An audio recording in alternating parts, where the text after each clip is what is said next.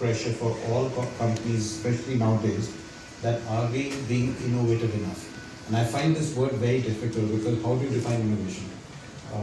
And it actually, in some of the corporates now, they think we'll remove the word innovation because it causes stress to people because they don't know how to innovate it. But that word doesn't go away. Even now, anywhere I go, they say, look, if you have to be keeping up with the times, you have to be innovative. But nobody helps you to work out how you're going to be innovative. So like any other company, we have a team, we talk about innovation, improving, keeping up with the times, looking at how we can be seen as being innovative. So one of the things we did was that whilst we were internally working on putting committees, discussing on innovation, we realized that innovation, we have to do that as a company ourselves, but the bigger contribution we can make to innovation is to somehow facilitate all the minds which are outside, all the young people, the older people who are working on many areas of innovation, new ideas. Some of them are implementing it, and in many cases, a lot of brilliant work which is being done does not come in the forefront. Even now, when we are going through this receptive process, a lot of people say, oh, we didn't know this is happening. And a lot of those brilliant minds, all the hard work they're putting in, they do not get the platform, they may not. People think it's the money. Money is still relatively easier to get. But how to get exposure to the right people who will, of course, put in money, or they'll mentor, or they'll, provide the platform. So we started Disruptech, and of course, there's a lot of media, and in India, there's a lot of talk about startups, and we see a lot of data points that the startups are doing well. And today, I don't recall the exact statistics. I think after China, India would be one of the largest startup countries in the world. But when you really look down, and I'm sure we have the winners here, that how tough it is for startups. It may sound glamorous, but for someone to leave a normal work life, opportunities to work in a large corporation, or doing whatever else, and just leaving all that and take a risk of going to a startup, I think sometimes it's forgotten because it is, you read about one startup making millions and it's in front page of Economic Times. So the whole idea was, what can we do? And when we did the first Disruptech, we realized that while we were stressing on doing innovation internally, there are such brilliant minds outside.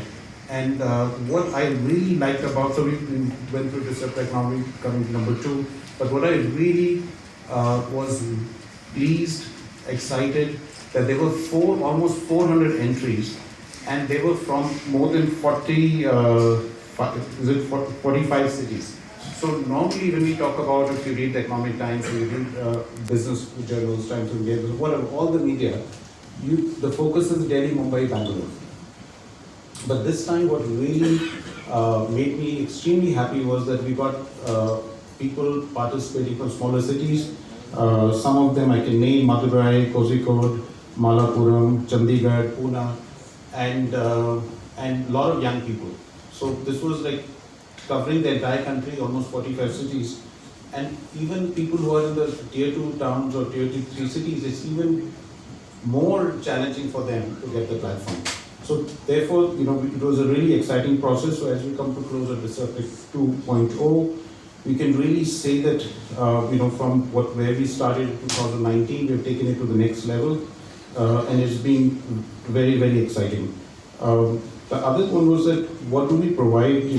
A lot of disruptive solutions which came up in sectors like fintech, ESG, construction technology, and interestingly, when we were running numbers and where is PropTech going to go? So one forecast is in the next 5 to 7 years, PropTech market alone in India will be about $1 trillion, which is a massive number. And normally we talk about all kinds of startups. I don't think PropTech gets as much attention. And if this is going to go up to $1 trillion in the next 5, 7, 8 years, it's massive and huge opportunity for people. And the 5 pillars key to India's growth as we all know, is demographics, cities, real estate, climate sustainability, and most notably technology.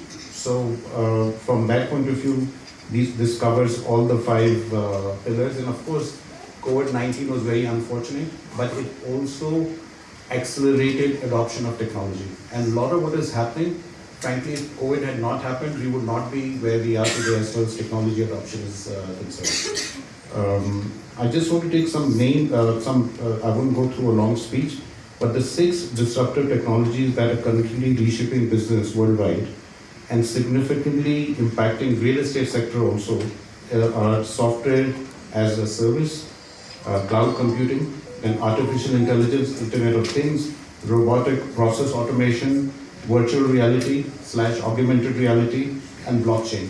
And interestingly, when I was sitting and listening to a lot of the young people from startups, all of these were covered.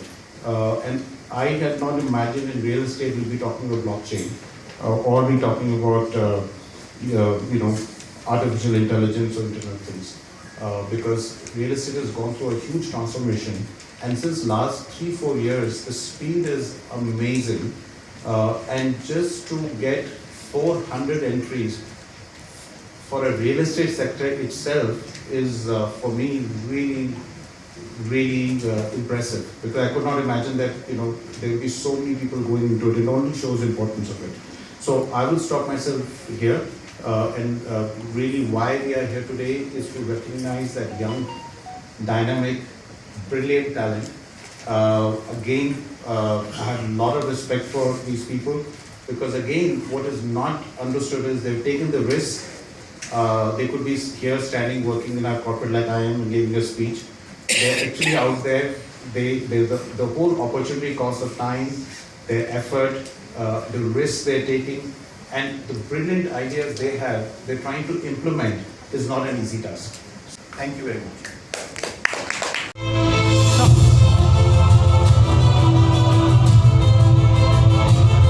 Garba Bhardwaj and Gaurav